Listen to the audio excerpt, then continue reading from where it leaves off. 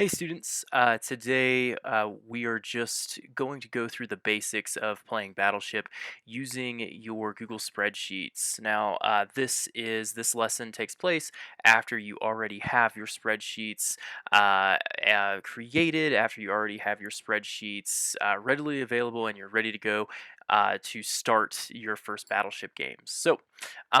The key function of these spreadsheets is you will need a defensive and an offensive grid. So you have your defensive grid right here and your offensive grid right here. Now, a couple of differences between the two. You can find those if you look at M1 and N1. On the defensive grid, it shows you the ships that you're going to be putting on your battleship board and the number of those ships on N1.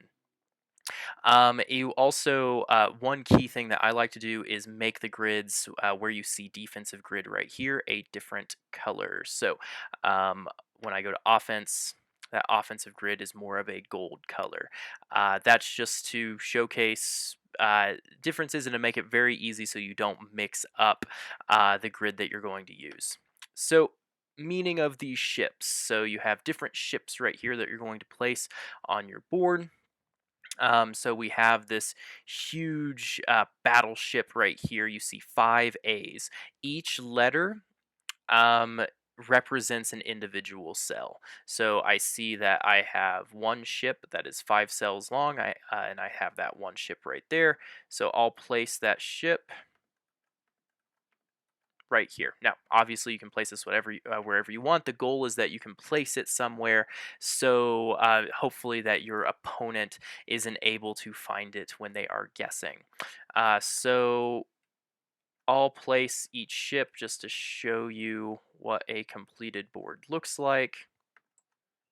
Now, I'm not putting a lot of strategy in this. I'm filling this out just as an example, so I'm not sure if this video would be great for getting actual tips for playing the game Battleship, but hopefully it gives you an idea of what we're looking for when playing.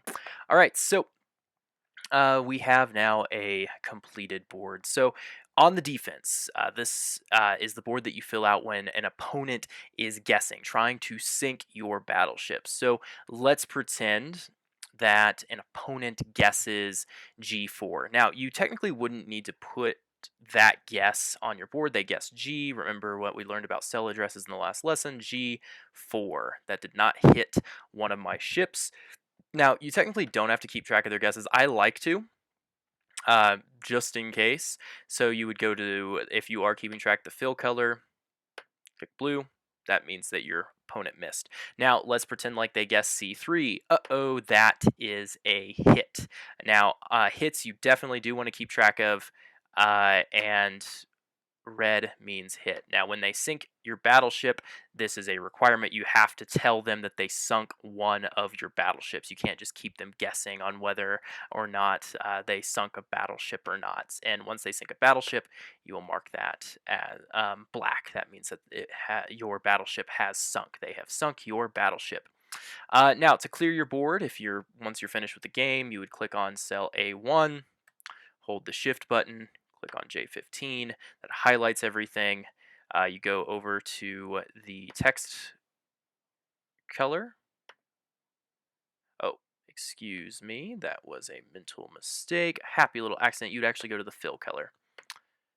And that would remove all of the guesses on the board. And then if you click the delete button, it resets your board and allows you to reset your board and put ships in other places for a new game. I will put the ships back just so we can see that kind of example here. All right, so for your offensive board, all right, this is where you want to keep track of your guesses when you're trying to sink your opponent's battleships. This is very important to keep track of where you guessed. So going to fill color, let's pretend like I guessed C7 and it was a miss. Very important that I mark this one blue and mark the misses blue. I've had students who have blown through this step who didn't want to keep track of their guesses, and then they ended up guessing the same space 3 different times because they couldn't keep track of where they had guessed and where they hadn't. Same idea though when you hit a ship, mark it red, and when you sink one, you would mark that whole ship. Let's pretend like we hit one of those utility boats. Um, and once your opponent says that you have sunk their battleship, mark it black. And then personally, under M5, I like to keep track of the amount of ships that I've sunk. It lets me know how I'm doing. It's really easy. A lot of these games take place over multiple class periods, and so it's a really easy way when I'm getting back into a game to see how I'm doing. Am I winning? Am I losing? That kind of thing as I'm playing. And the same kind of idea applies where once you select everything, change the fill color, and then you've reset your board. You're ready to play again. Now, right here, make sure you put your own. You have your own name here when you turn this assignment in. That makes it very easy. In fact, I would even put your name in the title.